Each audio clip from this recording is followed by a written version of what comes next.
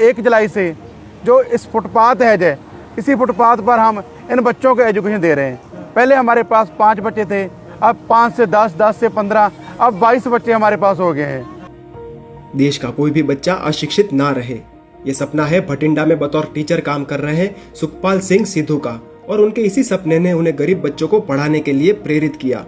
आज सुखपाल सिंह सड़क पर घूमकर भीख मांगने वाले और लोगों की गाड़ियों के शीशे साफ करने वाले बच्चों के लिए फुटपाथ पर ही एक स्कूल चलाते हैं। कभी भी मैं इस चौक से गुजरता था, जो हमारा पावर हाउस रोड के बत्तियां वाला चौक है, तो मेरे मन में एक चीज़ उठती थी, एक बलबला सा उठता था कि जो बच्चे जो गाड़ियों के शीशे साफ करते हैं उनको एजुकेशन देनी चाहिए। ये बच्चे भी हमारे बच्चों के जैसे है। ये स्कूल शुरू करने से पहले सुखपाल ने बच्चों और उनके माता पिता को मनाया और उन्हें ये एहसास दिलाया कि शिक्षा की अहमियत क्या है। तो हम बच्चों से पूछा, बच्चों आप पढ़ना चाहते हैं? वो बोले हम पढ़ना चाहते हैं, पर उनके कुछ पेरेंट्स हैं, उनको एजुकेशन की कमी है, वो नहीं पढ़ना चाहते थे, पढ़ाना नहीं चाहते थे। तो हमने उनके पेरेंट्स से भी बात की और बच्चों को भी मोटिवेट किया, उनके पेरेंट्स को मोटिवेट किया कि अगर आपके बच्चे पढ़ लिख जाएंगे तो एक अच्छे नागरिक बन जाएंगे। आज सुखपाल सिंह के फुटपाथ स्कूल में 22 बच्चे पढ़ने आ रहे हैं और सुखपाल की पत्नी भी बच्चों को पढ़ाने में उनका साथ देती है। ये दोनों मिलकर बच्चों को अभी बेसिक एजुकेशन दे रहे हैं। आगे इन बच्चों की काबिलियत के मुताबिक उनका दाखिला स्कूलों में भी करवाया जाएगा।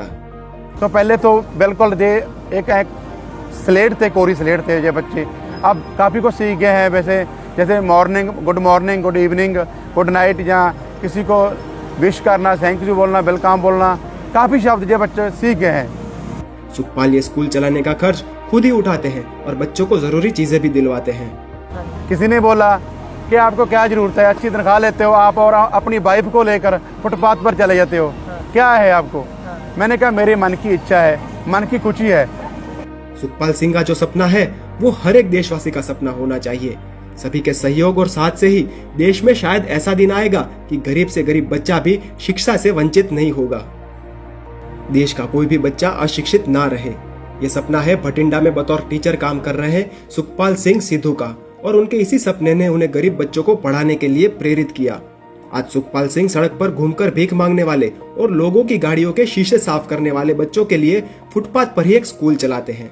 कभी भी मैं इस चौक से गुजरता था, जो हमारा पावर हाउस रोड के बत्तियां वाला चौक है, तो मेरे मन में एक चीज़ उठती थी, एक बलबला सा उठता था कि जो बच्चे जो गाड़ियों के शीशे साफ करते हैं उनको एजुकेशन देनी चाहिए। ये बच्चे भी हमारे बच्चों के जैसे है।